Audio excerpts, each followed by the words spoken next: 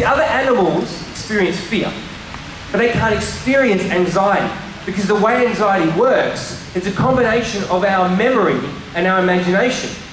When you experience anxiety from something, it's because you have a memory of what happened in the past, and then you kind of sit in the middle here, so something's happened in the past. Let's say you burned Ken in the microwave in the past, and then in the future, you see a doll and you start freaking out because you have the memory of what happened in the past. I'll give you a better example.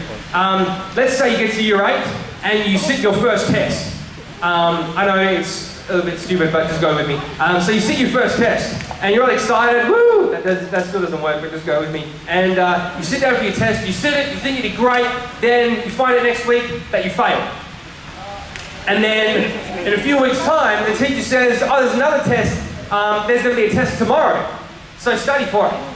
And you start freaking out, and you start having the feelings that are associated with anxiety because you failed the first one. And when you failed the first one, you start thinking, I'm no good at tests. You can even take to the point where, I failed the test, I'm a failure in life, I'm not good at anything. That's the kind of thing that happens with anxiety. Something happens in the past, and then when something is coming up in the future, we think about what happened in the past. So our memory of the past, and then our imagination thinking about the future. That's what happens with anxiety, and that's how it works. And it involves feelings of nervousness, stress, tension, fear, panic. All of those kinds of feelings come up when you feel anxiety. It's a horrible feeling. I used to worry and I used to be anxious every day. When I went to school, when I woke up, I was anxious about my day at school, and I can't probably every single day, but almost every day. Because I would be anxious about, not about tests and about work, and that wasn't it. It was more, how am I going to get picked on today? Who's going to do it? How's it going to happen? It ruled my life for 5 years. And I was anxious. I would wake up thinking about it. I would go to sleep thinking about it. It ruled my life. I'm going to turn to Proverbs, because I love Proverbs.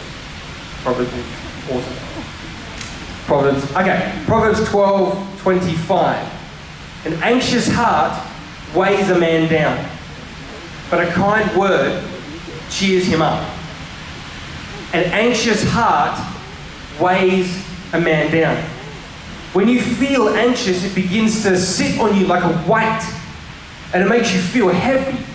It makes it so difficult to actually enjoy life, because you're so constantly thinking about the future and what's going to go wrong, and how's it going to go wrong, and how you can try and fix it. And it literally can consume your life. And that's how it was for me. And it can happen in a variety of different ways. People can be socially anxious. And every time that they're about to step into a crowd or talk to a group of people, they start freaking out and have all the feelings that go with anxiety. It can be to do with anything. And so often, I keep spitting, by the way, you guys are at a safe distance, don't worry. So often, it has to do with stuff that actually is never going to happen. Ever. Like, you start going down the track of, oh no, that person, I don't know, I failed that test and I'm never going to be able to pass any test ever again, and that means that I'm not going to pass school, and that means that I'm not going to ever get a job, and then I'm never going to find a wife or a husband, and I'm going to be a loser for the rest of my life. Like, you go down the track where things just aren't going to happen that way. But that's where your mind goes, because that's how anxiety works. You see, the stats say that 19 million Americans experience anxiety right now. That's 1 in 8. And in 2007, anxiety was the most common problem in Australia. The most. And it's been getting worse. You see, it's normal to feel a little nervous or a little anxious, before a test or a significant event. That's normal, that's fine. But when it becomes relentless, and you experience it over and over and over, and it gets worse and worse and worse, and you can't get rid of it, that's bad. And that literally affects your life in such a negative way. And you need to do something about it. The thing about anxiety is that it affects your health. When you have anxiety long term, you are greater risk for cardiac disease, hypertension, diabetes, problems with your bowels, and all other kind of problems, physically on the inside. The list goes on. You're at such a risk of experiencing that stuff physically. The thing is that, and this statement is true, I found it in a medical journal. This situation with anxiety has been getting progressively worse for everyone. The average teenager today has the same level of anxiety as a psychiatric patient in the 1950s. Averagely, teenagers have the amount of anxiety that they would have put that person into a mental hospital in the 1950s. Locked them up, put a straitjacket on. That's how bad anxiety is right now. It's so under the radar. Depression's the big hype, and everyone talks about depression, and that is a big deal.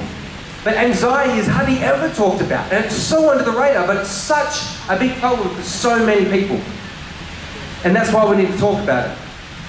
And the fact is that we're getting more anxious every decade. There's a number of reasons for that.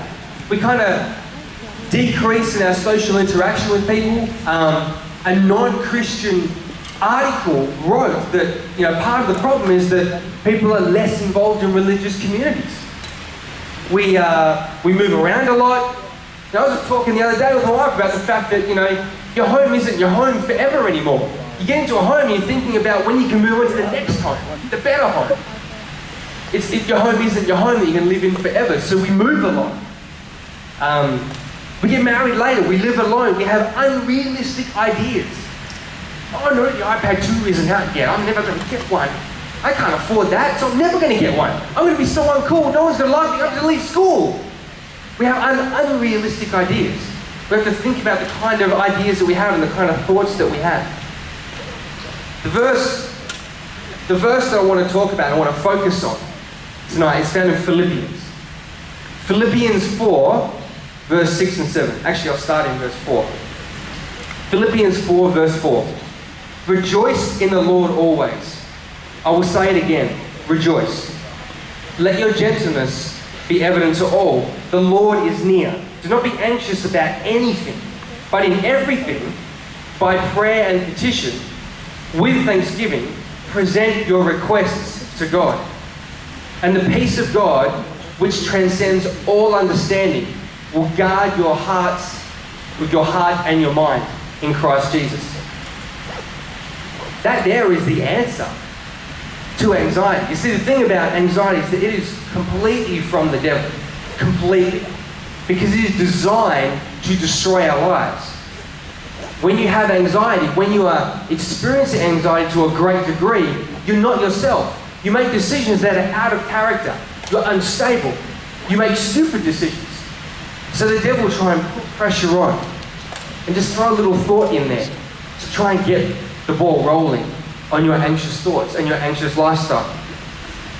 It's kind of like a weed. When you think about, when you get to the point where, you might be gardening one day, it's way down the track. I'm just starting to garden myself.